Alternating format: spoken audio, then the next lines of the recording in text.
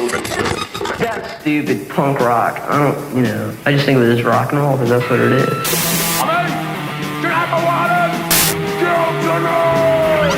Neighbors.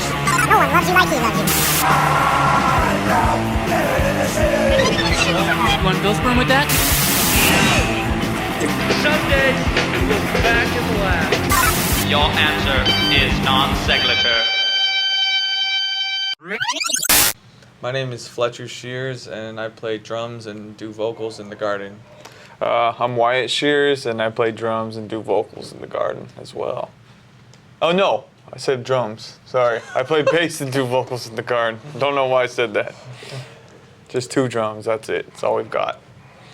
How did you guys get into playing music in general? I think just being into music in the first place got us pretty into it, and having some relative musical history in our family definitely had a part in that. Both of our parents were punk rockers, I guess you could say, in the early 80s and stuff like that, and so I think there was definitely it was sort of in the blood a little bit already, and then it just kind of went off from there, and we just have been playing music together. Yeah, bands and this band, and just for so long, ever since I can remember, honestly.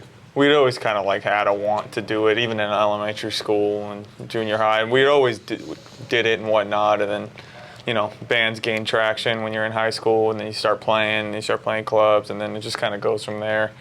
Can you talk about your parents' influences that ultimately influenced you? Yeah, just a lot of music lying around 24/7, and that's most of just what we heard all the time, so it's just a lot of classic records, a lot of classic CDs.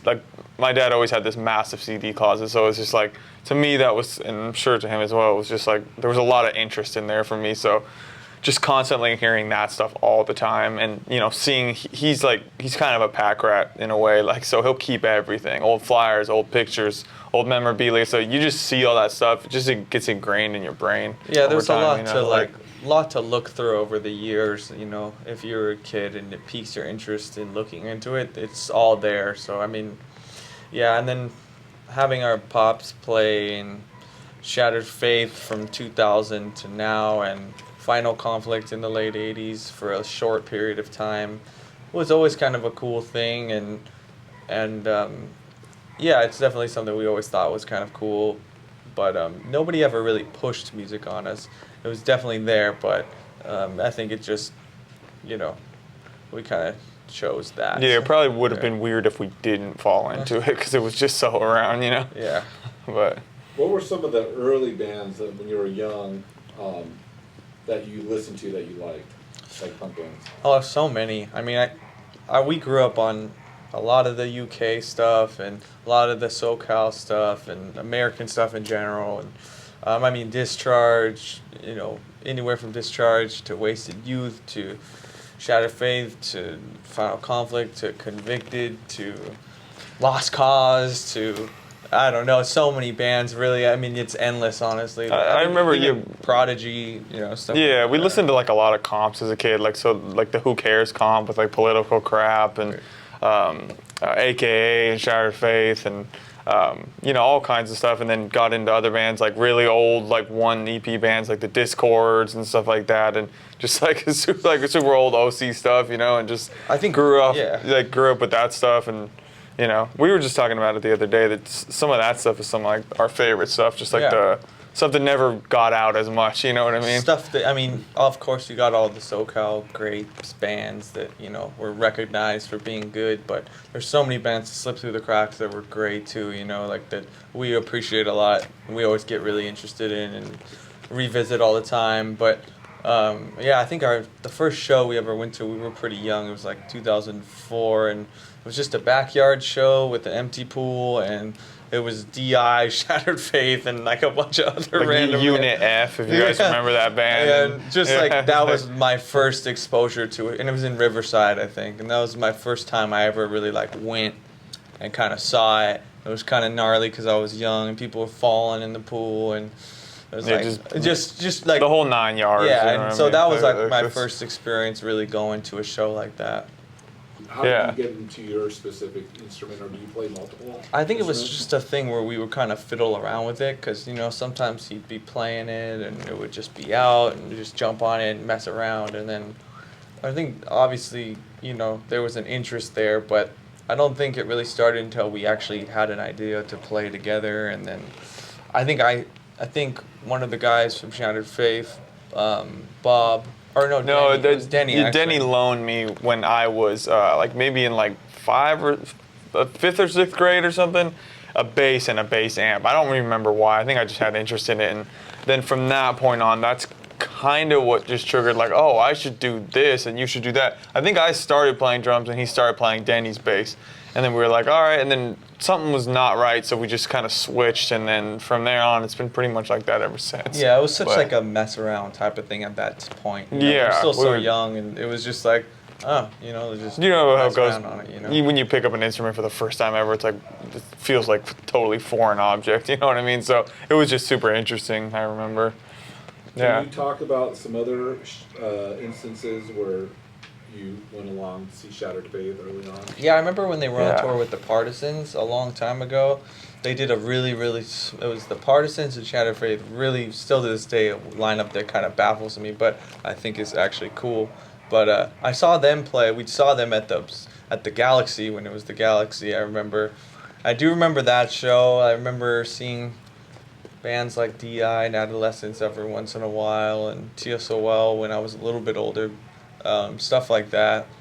Saw Fear when I was a kid. Stuff just randomly, going. Yeah, pretty much be like your high school, what's going on at the observatory tonight, pretty much, or because we couldn't get into 21 plus at that time, so it was like Yeah, we would sneak into some bar shows and once in stuff, a while. and sometimes get kicked out, sometimes stay in, stuff like that. We got to play with the middle class before Mike passed, in Alex's bar actually, but we were like around 17 at that 17 or point, something but at that time. when So we were really we were young. in and out, what I mean?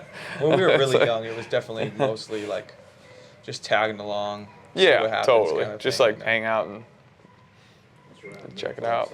What band was that? there was a band that we used to be in a long time ago called MHV. Yeah, it was our first band that we had a record with and all that stuff. So when did you guys actually then form your first band? I think the first real band that actually played some club shows and released stuff was probably 2008 or 9. Probably 2009. 9 maybe. Safer bet. Yeah. And what band was that? MHV. Yeah. What does that stand for? In My Habitat Vodiverse is what it's changed a million times, but that was the most recent incarnation that before the band ended that we just stuck with. You had no concrete names. Yeah, it was really. kind of all over the place. And was that a punk band? Yeah, Kinda it kind of like had Minutemen, Sacred Trust Trusty style, kind of yeah. vibe. Yeah, Yeah. it's We were really into that at the time. yeah. And can you talk about then? So you guys were probably in high school. Yeah, Yeah, it was. early high It lasted school. from like freshman or sophomore year to a little after senior year, and then fizzled, and then that's pretty much when the Garden got going. Well, Yeah. not quite. Garden started. We were still juniors. True, in high true, school. true. It was Yeah. 2011 when the Garden started. Yeah. What was it like then? You're a freshman. You got this band MHV.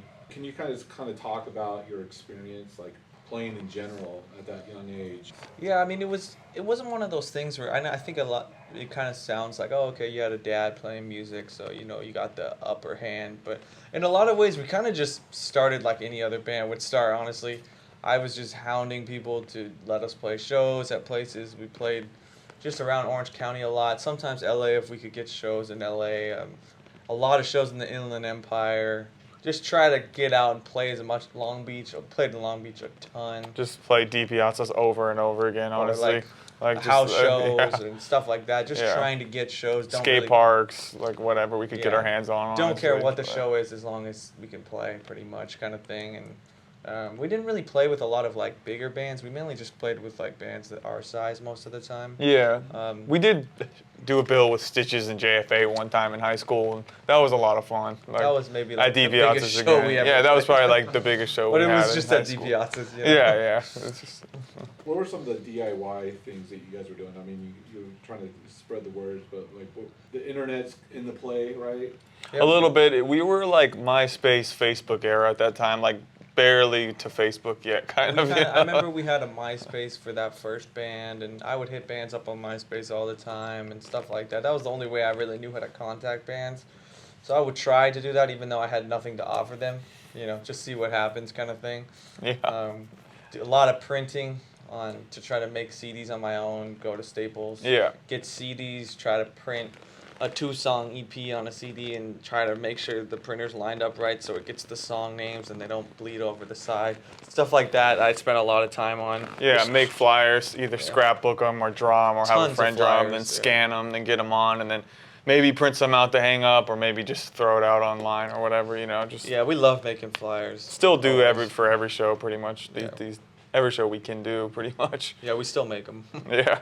When you were doing MHV, can you talk about like some of the bands that you were playing with? Were they other punk bands like from your schools or other schools? Or? We didn't really have a lot of bands we played with at our school, but there was a lot of bands in Long Beach specifically, and then bands sometimes in LA, and there was venues around at the time we would play. Like we would play this place called AAA Electra that used to be AAA Electra 99. Yeah, it used to be in I think Fullerton or Brea. God, yeah, I think it was Fullerton. We just play anywhere. I mean, record stores, coffee there used shops, to be, venues if we could. There used to be a skate park with a venue, like a really makeshift, Unit B, I think it was called. And then we used to play there every once in a while. We used to play Inland Empire a lot at random warehouses and stuff. There was a warehouse called The Dial. Oh, The Dial, yeah. Somewhere out in Inland Empire. We used to go drive there at night.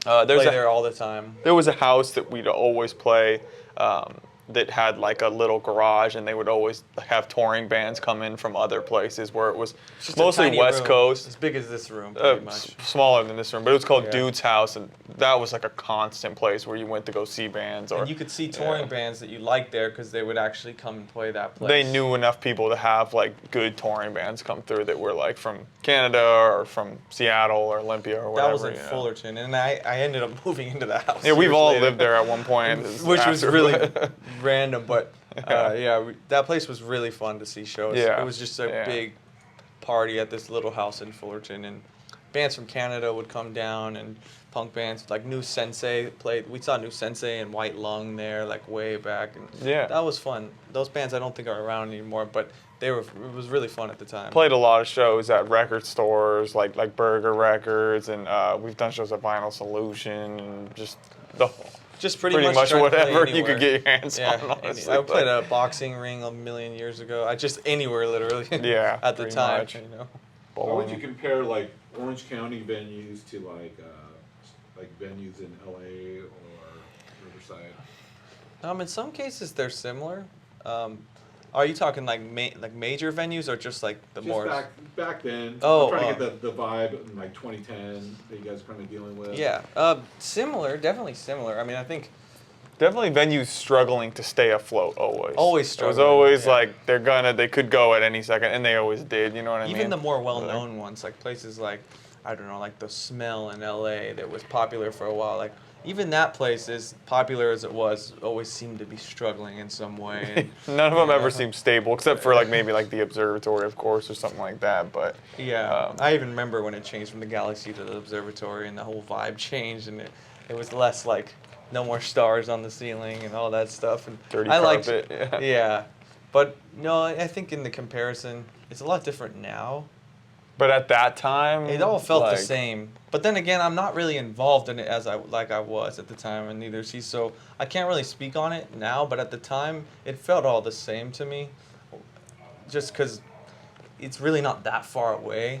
There's a couple good bands sprouting out of Orange County recently, actually. A couple good hardcore bands and stuff like that. There's a band called Gunn, Gunn, that's pretty good, and some stuff in Long Beach and a lot in LA too, a ton. We always ended up playing Long Beach the most in the early days. Yeah, we were always. That was like always a house show or just a random place that would let us play, and that was like our New York City, pretty much. Just like that's where everything's going on. Like yeah, I don't know why, but Long Beach was the place at that time for us, for sure. Early on, how far would you guys venture? Would you guys, besides LA, did you guys ever go up to the Bay Area? Not until we didn't hit the Bay till like 2013, I think. Yeah. Yeah, not until that time, because we didn't have the means to get up there really. not enough money or knowledge or really anything, honestly. So we're just like, eh. But what's funny is at that time, it was a lot more desirable to go up there and play than it is now. Yeah. Now people are kind of like, I don't want to get robbed. Like, I don't want to deal with it. Whereas back then, it was like, yeah, every band's up there right now, you know? So it was like, definitely changed a lot. I think definitely the Bay Area, yeah, we didn't hit it till like 3 or 4 years into like starting to play shows, and then Yeah, we'd be lucky to get to San Diego, maybe. or Temecula or something. Yeah, like, Temecula was that was like a big enough trek for our little stupid car at the time. you know, Yeah, like- Temecula, Long Beach, maybe LA, and then Orange, yeah. yeah, definitely. Was MHB, was that a 2-piece? 3-piece. Three, Three-piece, yeah. okay. It was us two and then an old friend, yeah, and he was in it as well. Then how was your dad's like whole view on like watching you guys start playing shows? How did he? He was always pretty supportive. He wasn't like pushing it by any means, but he was fine with it. Yeah, he'd show up at the shows and hang out, and our dad's the kind of guy he'll befriend anybody. He's just always around. Everybody knows him. You know what I mean? So it's just like he'll show up and hang out, and he was always pretty supportive. Yeah, of our it, mom yeah. was not so much the same, but definitely more of the support for that stuff early on came from him, for sure. Yeah, because he lived it, right? Yeah, and he was excited to see that we were doing it too. You know. That's right. Can you talk about how the garden got together? Yeah, Yeah, in the womb. pretty Pretty much. much. But yeah, 2011. Yeah, that was when we kind of really started doing the garden stuff. It started a little bit earlier than that with a different name, but then we didn't even do anything with that. It just really started in 2011. I think that's when we first released something, and then Yeah, we kind of wanted to do stuff that was like a little more left field, a little harder, but just bass and drums, and just kind of just go for it. And we kind of were juggling both projects for a little bit, but the other one faded, and then this one just kept going and going and going, and now we're like 11 years in and it's still going. And yeah, there was never really a game plan. It just was fun. Yeah, it was. It is. Yeah, with being a 2-piece, that's super interesting. How did people kind of like view you guys at first when you guys just popped on as a 2-piece? I don't think I think it was positive. I Yeah. remember it being. It feels like a long time ago, but it wasn't necessarily bad or good. It was sort of just maybe like not that much at all. And then I think as time went on, there's, over the years, more and more interest. It's always been a really slow progression for us. We never had like a blow up moment where it's like, here's the new band or anything. It's just, we've always just played and played and played and toured and released music, and it just grew from there, honestly. yeah. I mean, man, we just played a lot, and I think that helps, honestly. Yeah, to a I think degree it it just does. helps. Like, touring is, besides the internet, the other surefire way to get people to know who you are. So 2011, you guys are probably like what, juniors? Yep. Yeah. And was the band getting popular at that early on stage? Was you guys? Not really, no. Not quite. I don't think we ever like garnered even like one real fan until maybe like a year after high school when we just kept playing, and I don't really know what it was 100%, but I remember playing a Right. show at Unit B at one point. That place we used to play, he used to have a skate park in it, and I remember the guy who ran that place, gosh, I don't remember his name, but he like looked at me and he was like, hey, you got people here for you. And I was like, really? And then that was like the first time I ever remember hearing it, and that might have been in 2013, early on. potentially, even or then- I don't know. But what even year, then, but- it took a long time for it to really like get to a point yeah, where it was to like, get going, okay, for you're sure. actually a band with some sort of pull and fan base, and like, I'm talking more local fan stuff. yeah, just like people that we, people who would actually know the consider- lyrics and stuff like that. consider coming yeah. out to watch the show. Yeah, you know yeah, what I mean? that we didn't know. Yeah. personally, So when you guys started the Garden, like what venues were you playing at then? And they were probably different than MHV. Slightly, yeah, like just a little bit. We did play DiBiase's for like another year, probably kept frequenting that place. I mean, What else did we do? early Gosh. on, I mean, just house show or it's for the first about year and a half, we kind of kept doing the same circuits as MHV. Like we would still go to the same areas. I don't think it was really until 2013 that we hit the Bay, and then we got together with some other guys who had like really DIY tours across the U.S. booked. So we hopped on those, and then we did like our first U.S. tour where we drove to New York, hit everything in between, and on the way back did every city we could in Texas and stuff like that. Those were super like. And it was like DIY tours, sleeping on floors, sleeping on couches that are outside, sleeping on park bench. Yeah, it was whatever, like 5 guys in a Bronco, a Ford Bronco, and we broke down, had to stay at the place for a week. It was like got stuck in Texas for a week. It's like, random stuff, tour mishaps, whatever. Yeah, and we were 19, so we were just like, all right, whatever goes. Like, didn't ask. It was fun at the time. Now I look back and I'm like, damn, why was I even into that? But you just don't know until you just progress. Yeah. And so, and then we did Europe. I think a year after that for the first time. That was also a pretty DIY European tour. Kind of the same vibe as the U.S. one, but over there. Just sleeping on random people's floors in Europe and stuff. Yeah. And the shows weren't great, but it was still fun to be out there and be cold playing as hell. Just kind of miserable, but fun in a way, Yeah. Different, right? Yeah. So when you started venturing then out into different states, how would you view those scenes? Like, were there any specific scenes that really stood out to you early on? Well, it's funny because when we went out for the first time on the U.S. tour, we were touring with a psych rock band who invited us to come play because they were acquaintances, and they had me playing drums for them temporarily. I wasn't even really into the music. I just did it because I didn't know what else to do pretty much. And they were like, well, we know you have this band, The Garden, and we don't want to pull you away from that, but we want you to keep touring with us, so you want to just play 2 shows a night. So I did that for a while, just play The Garden to open the show, and then they would play in this random psych band to close the show, basically. And it was just bars across America and random venues where not many people showed up. Couple houses. House shows every once in a while. Indiana, I think we played a house show, random stuff. Yeah. But it was interesting because, as you say, the scene thing. We weren't really playing. We never really had a scene. I don't think. We were always just went where we were accepted in a way. So we were just playing in front of bands who came, people who came to see the psych band or the other So I think in a lot of ways we kind of got people from that crowd, from the psych rock kind of thing, were interested in us because it was different from what they would usually see.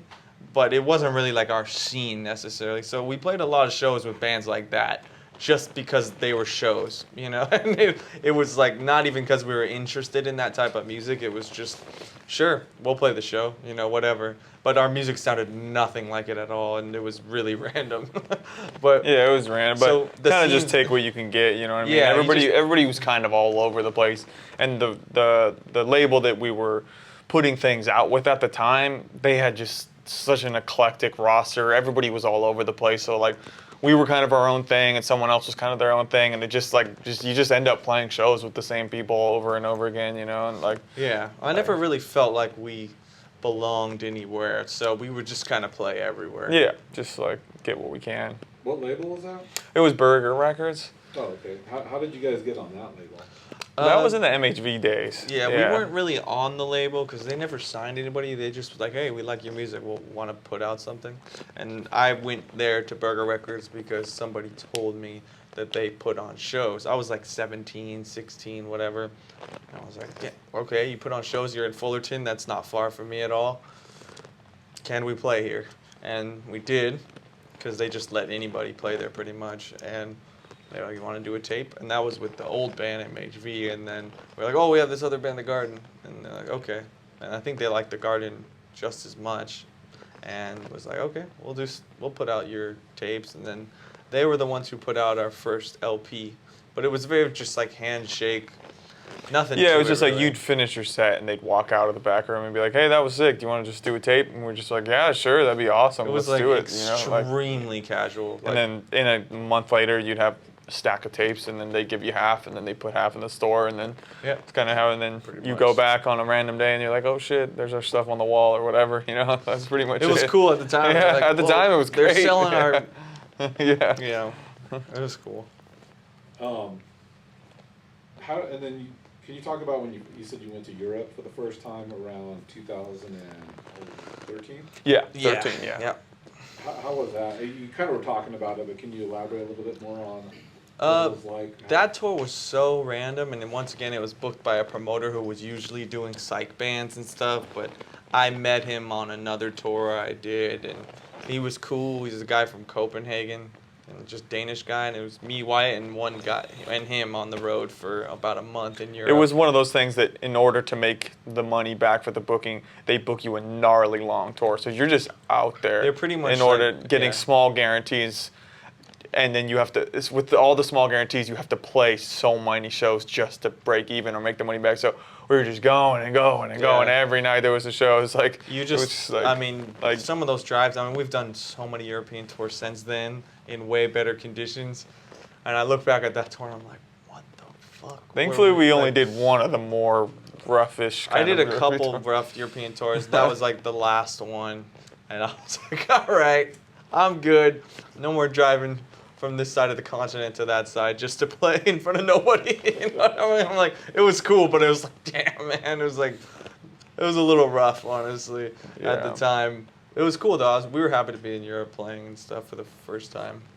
When did you guys notice the Garden actually picking up momentum then? Probably later that year or maybe 2015. You know, maybe that's when some things started happening where I think it was kind of there's a little bit of a eye-opening, like, oh, people are kind of interested, you know, and not just like locally.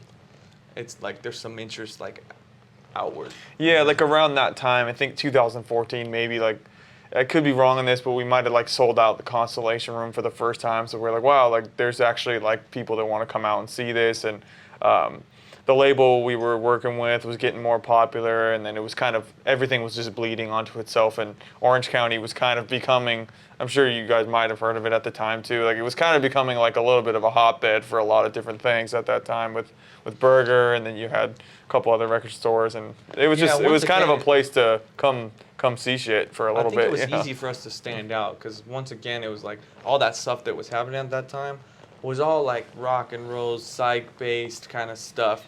And we were playing music that didn't sound anything like that, but somehow we're kind of like just accepted in a way where it's like, yeah, the Garden should play this show, even though they don't sound anything like any of the bands. So it was kind of like we just kind of hopped on sometimes, and it ended up working to our benefit because we always stood out because it was wacky compared to the rest of the stuff, you know. So we think we had that to our benefit for sure. Were you guys you guys had kind of your style, but were you still following punk bands? Oh, always, yeah. Yeah, pretty much. We always. It's yeah. pretty much never left. Like we've always been extremely inspired by the early punk rock stuff, and even into the '90s, there's stuff that I get inspired by. Like a lot of the old. We were talking about this earlier. Like a lot of the old school punk guys from the early '80s who came back kind of in the '90s and did other bands like.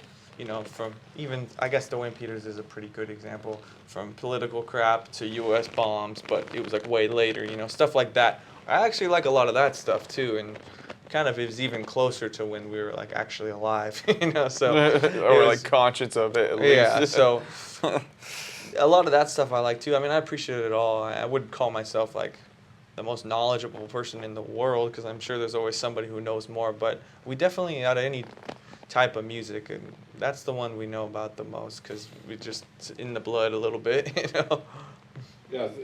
So, what bands in the '90s, I guess, stood out to you? I like a lot of the stuff that was going on in the late '80s, early '90s at times, like when punk rock was sort of at its like maybe a lower point, like when the Final Conflicts and the bands that maybe started in the early mid '80s, but were kind of getting more notoriety. Like Nausea, like, you know, Final Conflict, like some of the more, like kind of more when punk started.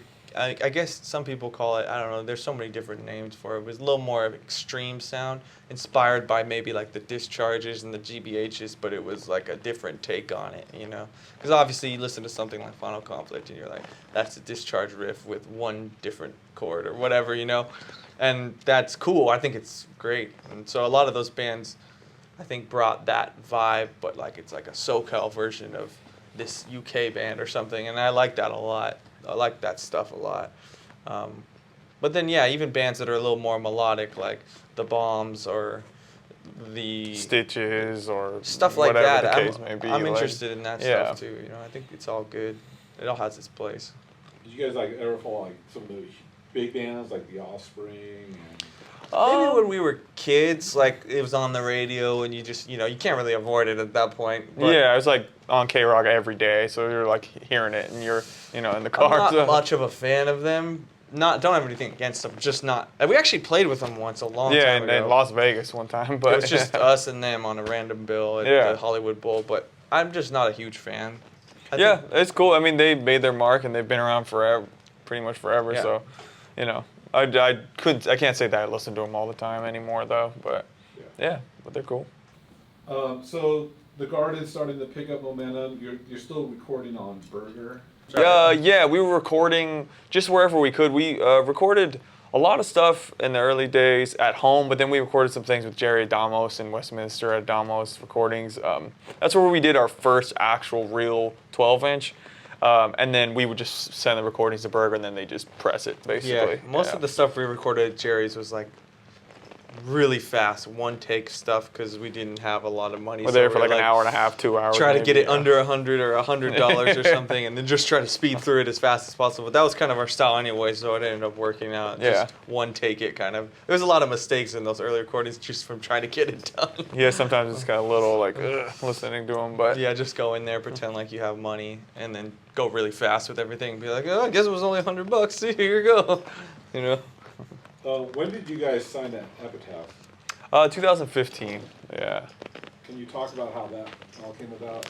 Yeah, we were recording with a guy named Rob Schnaff, and we were kind of just recording some recordings. I don't remember. I think we were trying to get an album going or something like that, and he knew somebody at Epitaph, so kind of referred us that way. And they had also been reaching out to some bands that were affiliated with Burger Records at the time, and we happened to be one of the crop that they just kind of pulled out and had some interest in. So, we met up with them one day and kind of talked about some shit, and then next thing you know, we ended up signing with them. Yeah. Yeah, it was a horrible deal, but you live and you learn. Live and you learn.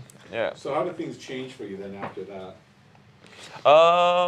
Nothing we really. had somebody to press our records on time. Yeah, I think the biggest was benefit for us being on Epitaph at that time is they had the physical distribution kind of down. So it was just, you do what you got to do and they'll do what they got to do. You know what I mean? As far as like their crowd and them introducing us to a new audience that loved us, wasn't really the case. Their audience was more kind of like, get this fucking band out of here. It's trash, pretty much. You know what I mean? So we just kind of kept pretty doing much are to this day. Yeah, we just kind of kept doing what we were doing, and we had kind of our own thing going on, and Epitaph was kind of in its own thing, and they wanted to take us on. That's cool, but I didn't notice any crazy effects from it. Like we didn't like explode of popularity because of Epitaph.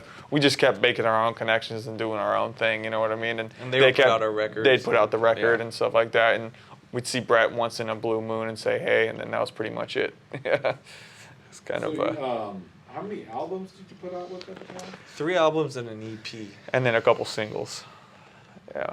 So you must have been having success. At least you guys were probably selling a bunch, right? Yeah, we had we weren't selling that much. Not until like the last record, I think. I think it was kind of slow for a while. We just didn't, like the age of the internet, people just.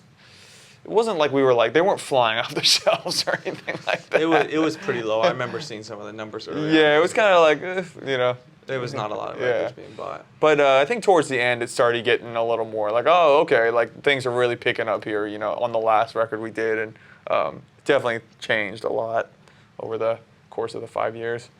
Can you talk about like some of your connections that you guys were doing? So you had Epitaph here and kind of doing their thing, but then you mentioned like you were, still networking, kind of doing what you were doing. Can you explain that a little bit? Yeah, we were still just playing a lot of shows and trying to I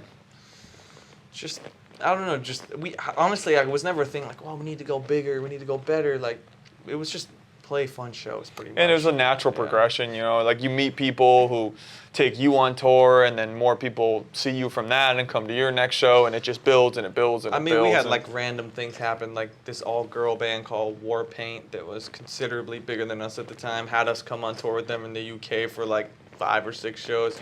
Completely different music, completely different crowd, but for some reason they wanted us to come, so we just did it, and random stuff like that. Our like, friend Mac took us on a U.S. tour. I think that helps a lot, you know, and he was a lot bigger than we are. We're playing huge places that we would never play on our own, and you just, you know, people come out, they see it, if they like it, they come to the next show, and if you see them, they're like, yeah, I saw you at that show, and that's how I found out about you guys, and like, oh shit, this is like really helping build it. Plus, we were putting out things, we were doing music videos, we're always on the go doing shit. So just kind of everything juggling together, just kind of it builds and it builds and it builds. Yeah, we had Tyler the Creator coming out to a lot of our shows, and he was putting us on his festival. And he was in a whole nother world, you know, like he was in like a hip hop world. So it's just like that.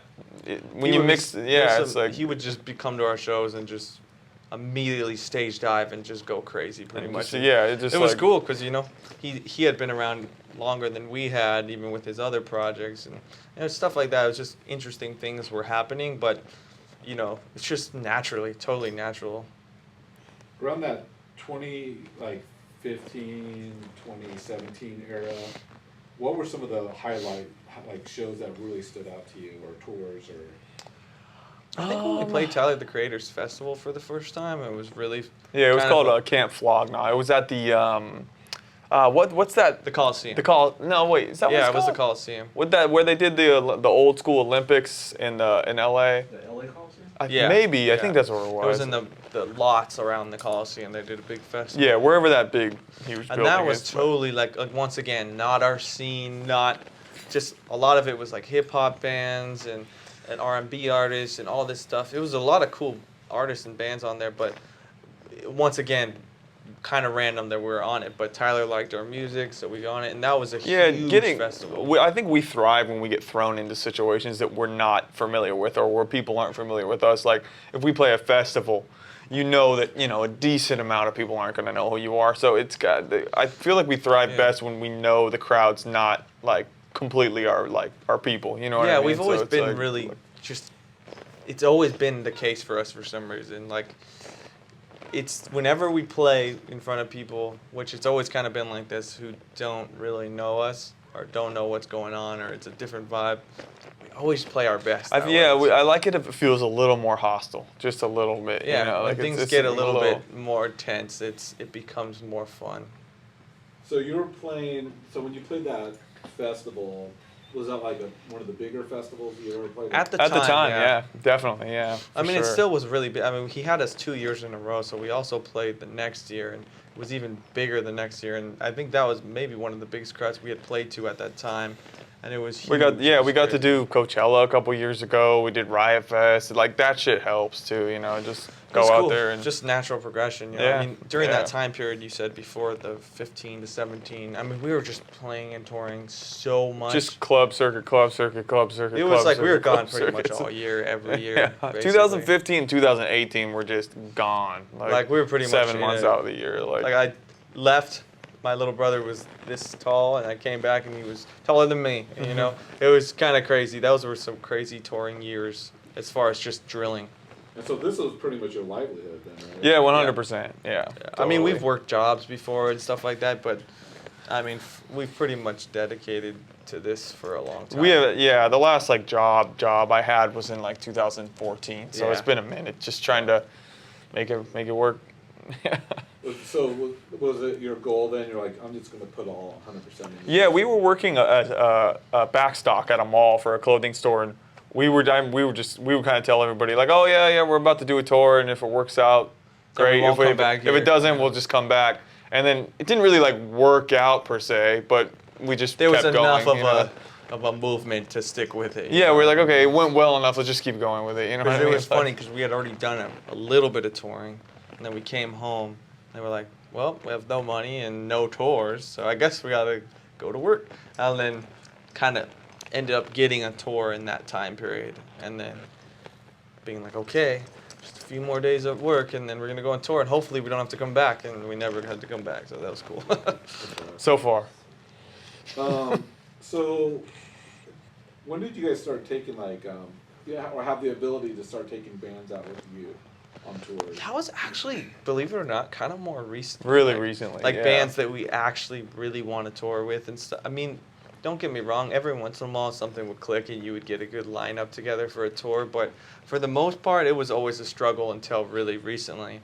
And I think we probably would have done what we're doing now earlier if we had the opportunity If we could to. pay them more, you know what I Yeah. mean? Like we didn't really have much of a budget to give opening bands. It was kind of like, hey, do you want to come on the shows that are booked for us? Hop on. Obviously, you get paid a little bit, but it's, Didn't have much to offer. yeah, not a ton to offer. So within the past couple years, I think we were just like last year or two, really, we were just kind of like, let's just start taking out old bands because we had played with Shattered Faith a bunch before because it was just easy and it's Well, fun if to we're do. being honestly, a lot of younger bands ask for a lot of money these days, and a lot of the That's older something bands, too, yeah. they do and they don't. Some do, some don't. But they were more like in our price range and more. We're more interested in bringing them anyways. So And we're yeah, like, I don't remember actually, how it happened, I know but- all their music already. I grew up on it, so shit, that would be fun to have them on. And most of the time they don't know who the hell we are, unless we know them from prior. And sometimes they're like, oh, my daughter told me that I should do this tour because my daughter likes you guys or my son likes you guys. Like, hey, what's going on? And then you meet them and then you play and then it's like cool. you reach the flipper stuff we were doing. Like it was like you just reach out and hope it's not $1 million or something, Yeah, And if so it's not, then you're like, oh shit. And then if we're they're gonna have- into it, then it's Yeah. even better. We took out Dr. No and Flipper and doing a show with TSOL coming up and done tons of shit with Shattered Faith, of course. And, Yeah, it's fun. It's just and honestly, asked a ton of other bands that They haven't have- been able to do it too, but like They also you have, can- like, you so take what you much- can get, really. they have so much fun with our crowd too, because our crowd is super young, super energetic. They'll pretty much go crazy to like anything. That Yeah, they'll like moves. pit to like Yeah. any style. And so like And so when it's cool, Flipper like- was playing with us, then we had him do 2 nights for the first time that played with us at the Fonda Theater in LA. 2 sold out nights. They opened for us. It was just us and Flipper on the bill. And Flipper, it's slow, it's sludgy, it's draining to even watch sometimes. And the crowd was just going nuts the whole time. And they were like, what? I think they were kind of like, didn't expect it, And so I think it ends up being kind of a magical experience because the band is stoked and we're stoked to have them. We and kind of it's like just- doing it too, because like we said before, like usually the bands that like we don't know, like maybe like a Dr. No, for instance, are just like, it's just so random. I think for them, like, who the hell is this band and why do they want us to tour with them? We don't sound like them, but all right, I guess we'll do it. And then we meet them, and then it's just It always ends up being good. We always It works out every yeah. time. It's a weird mix. Because it's not like we sound like Dr. No or anything, or it's like we sound like Flipper or Shattered Faith. It just works. I don't know. And then Just random works out. things come from it, like from the Flipper stuff. They asked me to sing for them, so I started singing for them for a while. And you never know what's gonna happen. Just random things. shit. And it's cool for us because we grew up on all the music, so everything's fun and everything's cool. I think it's fucking badass. Thanks. Thanks, man. So, how did things affect you when COVID hit? What did you have? It was honestly good for us. I think we were on a non-stop touring thing where we were just constantly touring. We had an album come out the day before COVID happened, pretty much. Right before the lockdown, we were supposed to play Amoeba Records just for like a small show. The day everything was like, all right, you can't go out. So we were just like, all right, yeah, I'll pass in 2 weeks, whatever. And then everybody knows the rest of the story. But yeah, it was kind of good. We just got like a nice time to settle down and kind of reevaluate how we want to do things and pull back a little bit, I think more people got into us over COVID. Yeah, that too. Yeah, like way more people did, and when we came back to do those shows that we didn't get to do because of COVID, they were beyond sold out. Like a lot of them moved up different bigger venues, and it was just a crazy. And I think it happened with a couple other bands too. There was just a high. It happened to a lot of everybody. There was if a you were in higher a band during COVID. And if you came back when it opened, it's there was 95% chance you got way more known after. Yeah, COVID. there's a higher demand to just everybody wanted to go out and see shit again because no one could. So everybody's shows were selling out. Yeah. Everybody. Yeah, totally. Yeah, it was perfect, honestly. You guys write anything?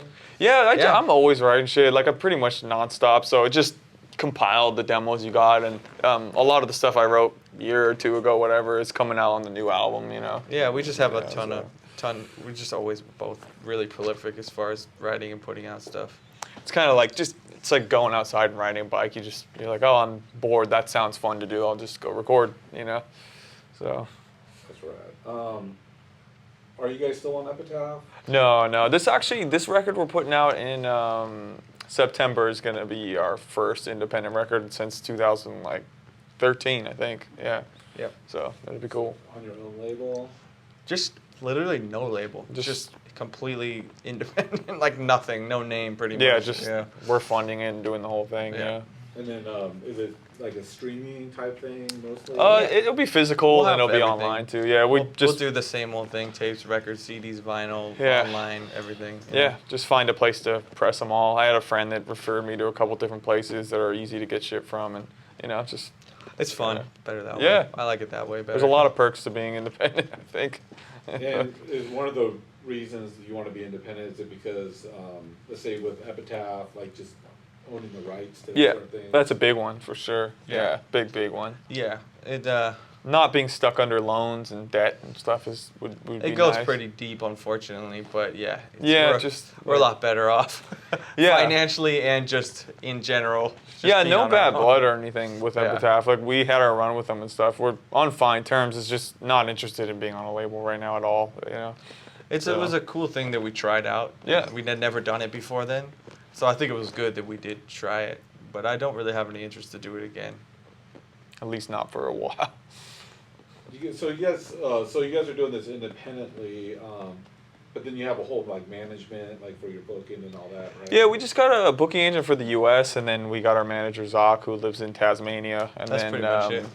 Yeah. Yeah, that's pretty much it. And then us, unless I'm missing somebody, but I don't know. Yeah, not really. Well, I think it's amazing you guys are playing these big venues. And Oh, we do got people on the road helping us out. Like, we got our buddies that. One buddy that yeah, we does- have some crew. In Yeah, France we that got can do us and help a out. buddy helping with like gear shit, helping to get set up with us. Got a it's like- sound guy who's our friend. sound and stuff guy. like that. It's like literally just all of our friends that Yeah, we've it's literally just all of like our that friends, we've been yeah. like, hey, do you want to start doing sound? Hey, do you want to start doing merch? Hey, do you want to, They're all from SoCal too. yeah, so it's easy It's and pretty funny. It's just kind of like, it's kind of got. We've always kind of set up our tours nowadays in a way where it's just kind of like road tripping with your friends and their shows like every other night. Set it kind up of to vibe, have you know? fun and like Yeah. not be miserable. 'cause Yeah, we've done it's- enough miserable to where we know how to twist it to be like more fun nowadays. You know, Yeah, you like, gotta learn from the early days, and if you don't do that, you're gonna be stuck in the monotony of the potential misery that you may encounter yeah, on tour. like bring some baseball shit. Go to a baseball field. We bring a ton of video Bring a games on the road, PlayStation. a ton. Plug it in at the hotel. Just chill out. Yeah. Don't stress out. Kind of vibe.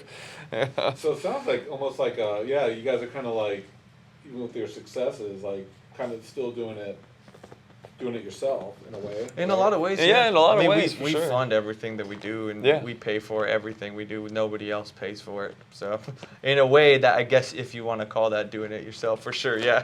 Well, yeah, Yeah. I think it is. Yeah. I mean, you guys are at a different level at it, but it's DIY, but on the big. Yeah, kind of. Yeah, and I've been inspired by other artists that we've toured with too that are on such a bigger level than us. And like our friend Mac DeMarco, we toured with him a couple years ago, and when we toured with him, it was actually more than a couple. Yeah, it was actually a while. It was 2017, but he was touring at a big level. Like every night we were like 2,000 plus people playing in front of, and he just had a Sprinter van and was little set up on stage, not a big crew, and that's always kind of inspired me, honestly, because I'm like, I don't want to get lost in the sauce ever, and so we've always kind of just like keep people around us we like and we're friends with, and keep it tight knit and keep it fun. It's very tight knit. Like don't make it weird. You know what I mean? Like, I think the way you guys are doing it too, it's more sustainable. yeah, totally, man. You lose your freaking mind out there, honestly, if you don't. If you're not doing it right, If you don't take care of yourself, you're gonna lose your mind. It's almost happened to me a few times. Like you gotta take care, or else you're gonna burn out. And I've seen a lot of people burn out. And if you want to keep doing it, you gotta change it up over the years. The same touring. That's why a lot of guys who just go out and do the same thing over and over and over and over again, you burn out on it. You either become an alcoholic, drug addict, or you just burn out in some other way. you got to change it up because you're a growing person. You're going to evolve, you know, nobody stays the same. So you got to change the way you do things, you know what I mean? And even if it's just a little bit helps, honestly. And yeah, I mean, touring is just, at the end of the day, it's just routine. It's just like, it's almost like a job in a certain way, but you can try to make that job fun. Like, get to the venue, you go to a hotel, you have do the the next option thing. to try to make it fun. Yeah, like basically. there's little pockets where you can sneak in there, you know. There's been times where I hated being on the road, but you know, I'm looking forward to the next one. We changed it up, so it's going to be different. Yeah, so I'm excited for it. It'll be cool. You guys had the benefit of learning from your dad, right? And like hearing stories about, you know, what to avoid. You guys probably had a little bit of a, you know, a better insight than a lot of other artists that start on the road, right? Well, actually, you would think that, but yeah, he never toured, actually. He never toured Yeah. at all. He was actually more like just a local guy. Like, Yeah. so he would just play shows like Long Beach and Orange County and stuff like that. And even I think he bands went to that- SAP once, yeah. Yeah, even the bands he was in he was in them for like kind of shorter periods of time and stuff. So they didn't really tour or anything like that. So for him, like we actually took him on tour, and that was like his first time being on tour was with us. Like, cause we took him to Europe. Yeah, once, we too, took him which to was Europe. cool, And yeah. he had never been to Europe before, and so we took him for like half the tour, and he came to like Germany and Denmark and Sweden. He was stoked. It was fun to have him because it was just like to be able to take your dad on the road and pay for his plane ticket and everything. It was And he's cool on the road. He just flows. Yeah, he so just it's slept fun, on the you know, yeah. slept in the same hotel rooms as Yeah, us. just- So we just all shared yeah. the same room, and it was fun. You know. Yeah, good times for sure. But yeah, it's surprisingly, no, he hasn't really. Yeah, we actually kind of took. figured it out on our own. We took Shattered Faith. Yeah, we took Shattered Faith on a West Coaster. What was it? Last year? Yeah, I think so. Yeah, last year. And they did the West Coast with us up in Seattle and then back. Yeah, and that was a lot of fun. That was like the longest tour my dad's ever done. Yeah. Yeah. And I saw YouTube videos of that. It's awesome. Yeah, it was a well. good time, man. It was a really good time. It's fun. Yeah, I mean, I don't even think Shattered Faith hasn't even toured really. So. Oh, they have. They've done a full U.S. Oh, they have. Yeah, You're right. yeah. You're right. They've done some stuff. Yeah, but that's true. Minimal, but yeah. Yeah. These guys are like, yeah, totally. You guys are playing with TSOL soon? Yeah, the Palladium. Yeah. We have a show at the Palladium that just sold out actually, which is rad. October And then 27th. We had Saccharin Trust is playing first, and then TSOL, and then us. It's really random, but it took cool. me a while to get in touch with Saccharin Trust. Honestly, Yeah, they were hard to. It get was a like hold a of. connection with like another guy tells one of my friends, and then he calls me, and then I have to get on the call with Joe, and then we talked about it, and he was super cool. We're like, yeah, we're down. You know, Yeah, they're so. almost all original, I think, too, and they play all the old punk stuff too. They don't really play the jazz. But you tell him, stuff. he's like, do you want the jazz version or do you want the old school like Pagan Icons version? I was like, Pagan Icons version? He's like, okay, that's the easier one to do. I was like, all right, cool. Like, So that'll yeah. be fun. I've never got to see him. He saw him once. I But saw him once, like a few years that was ago, another but, band like, from early on that always inspired us because they were just so weird, you know, at the time. And yeah, I'm stoked. I can't even really believe that they're playing with us. It's gonna be sick. It'll be That's random. a treat for them, too, to be able to play that big. Yeah, and he was telling me on the phone, he was like, yeah, the last time we played here was opening for Sonic Youth in 1990 or something like that. And I was like, damn, that's crazy you guys did that, man.